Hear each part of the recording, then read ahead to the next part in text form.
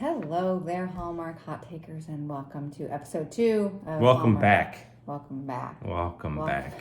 Episode 2 of Hallmark Hot Takes, Season 2. And tonight we are reviewing Boyfriends of Christmas Past, starring Catherine Hannah Kim and Raymond Black. And this movie is about leading up to Christmas, marketing executive Lauren is visited by ghosts of her ex-boyfriends. And she's got to learn to open her heart or risk losing her best friend, Nate. So we are going to review this movie and rank it according to 5 candy canes from each of us for a total out of 10 candy canes. Hopefully more than 4 candy canes. Hopefully we can have a rebound from last night's debacle. But, all right, stay tuned. All right, so we're going to we're introducing the rapid recap of this movie. So this is new. I'm just going to tell you a little bit about it so you're not in the dark about the review if you haven't watched it yet.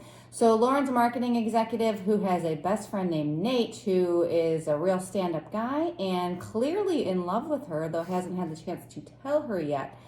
And Lauren one night gets visited by it's sort of like a Jacob Marley Christmas Carol thing where he tells her you're going to be visited by your ex-boyfriends, and one by one they visit her and reveal things about past relationships, about how she pushed them all away, and you find out that she did so all at Christmas and time. Christmas is when her mom left her and her dad, so it's left a big hole in her heart, afraid of commitment.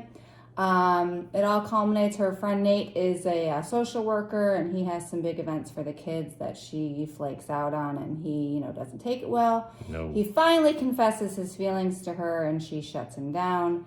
And then she's visited by the last ghost, and she finally realizes her feelings for him, and goes to his last event and tells him that he's the love of her life.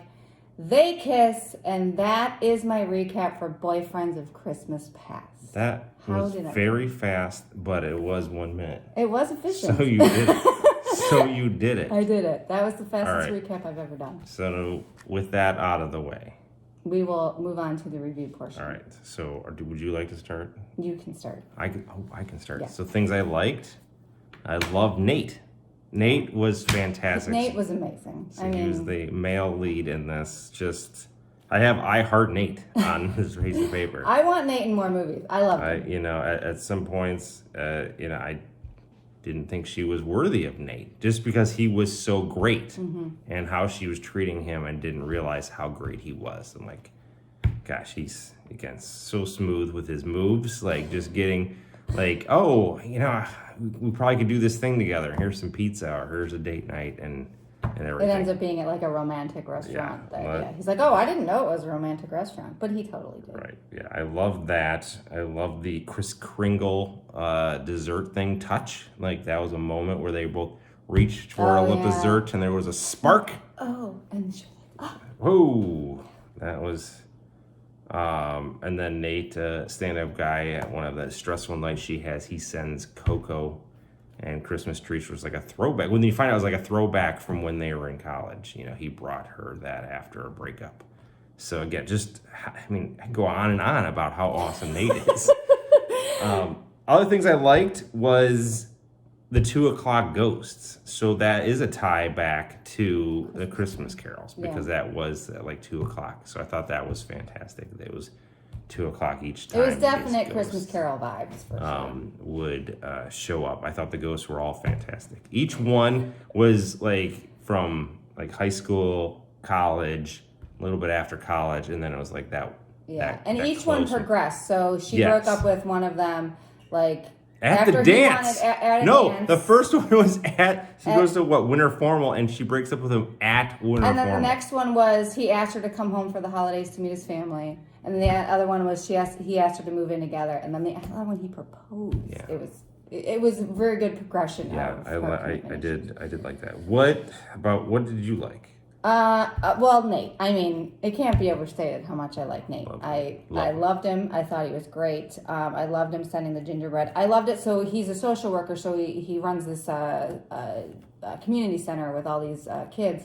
And he was hanging out with Lauren there one day, and the kids called him out, and they're like, "Is Lauren your girlfriend? Can you talk about her all the time?" And it was like in front of her, and it was really funny. So I thought that was really funny. The hand spark thing was great when they were both reaching for the cookie. I thought the banter, and I'm comparing this to yesterday's movie. The banter was so much better. You could just tell they had a really close relationship, and I appreciated that.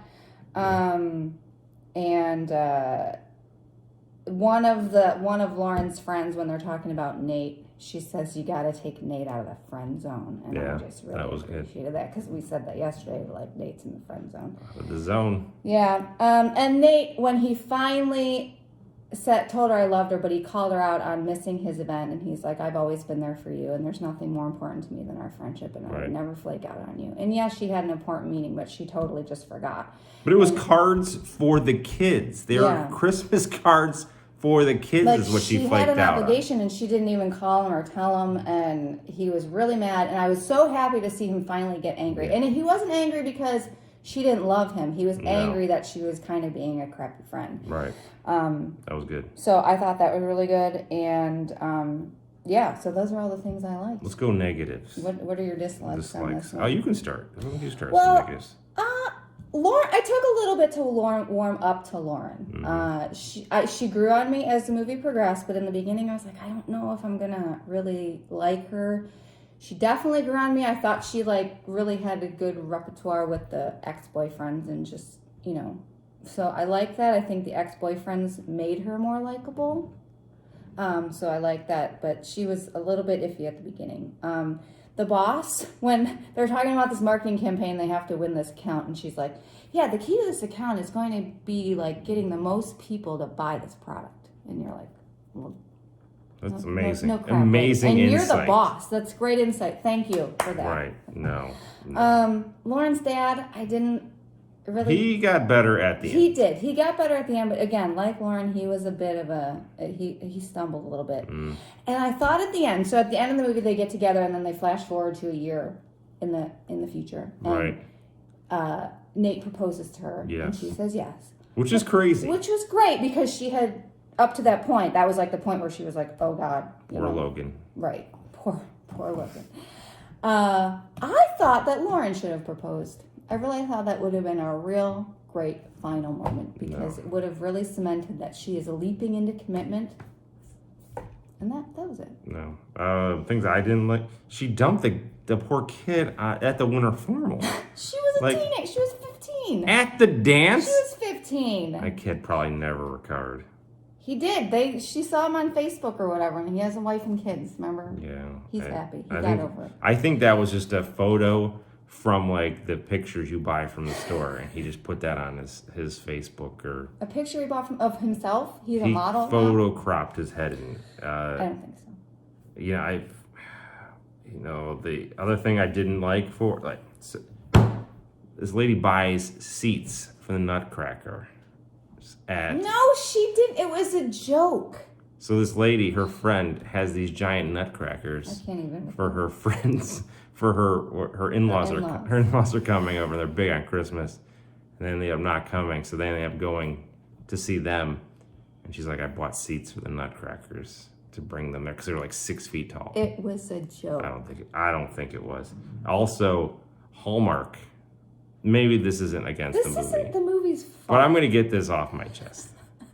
So, Hallmark has this thing now. It's the all-new Hallmark movie. It's the little icon in the bottom corner. And it's fine. Fine. Get your icon out there. It's great. But it makes this sound. Ding! Every 10 minutes. Ding! 7 times during the movie. Ding! I counted. It's really annoying. 7 Hallmark, you need to knock that off. It's fine. You can have it. All new movie. I get it. Amazing marketing. Stop with the sounds. All right. What about candy canes? I think you should go first. No. Candy canes. What? Do you want me to go first? Yeah, go first. Okay. So at the beginning of this movie, I was a little bit suspicious because, again, I wasn't warming up to Lauren. But, again, Nate just stole the show. Nate's worth candy canes. I absolutely love him. I love the premise. I thought it was, a clever thing on Christmas Carol. And I loved all the boyfriends. I thought they were great. And it is definitely a superior film from last night's film. So I am going to give this 4 candy canes. I kind of liked it. Solid. And you know what? I'm going to flip my pen. No. Just did that for Marianne. We have comments that people don't like that. I think 4 candy canes is solid. I will also go with 4 candy canes. Yes, that's great. So 8 candy canes for Boyfriend with Christmas Past. This was a solid showing. Solid movie. Solid showing. I was entertained the whole time. I mean, I dare say twice as good as the movie yesterday. It was. And I will admit, upon reflection, I probably did give a little bit of a... Yeah, you did. I told you. It's fine. It didn't, see, folks, it didn't take her long to come to that realization. I'm very, what's the word? Self-aware. Yeah, that's it. All right. We'll be do back previews. with a preview, yeah. Sounds good. Okay, so the next movie that we're going to review premieres tomorrow night, and it is called The Santa Stakeout, starring Tamara Mowry Housley and Paul Campbell. I like Paul Campbell. Yeah. I liked him. So I'm excited about this one. So this one is about Tanya, a police detective who is reluctantly partnered with fellow detective Ryan to solve a string of heists that are taking place during high-profile holiday parties around town. Wet bandits. The Sticky Bandits, maybe. So the pair goes undercover as newlyweds and move into the vacant house next to Mr. Miller, the jovial chair of the community's Christmas committee, but also the prime suspect. And I will bet you romance ensues. There's probably going to be a romance that ensues. You can take that to the bank. Sounds great. So we'll see you next time. Peace.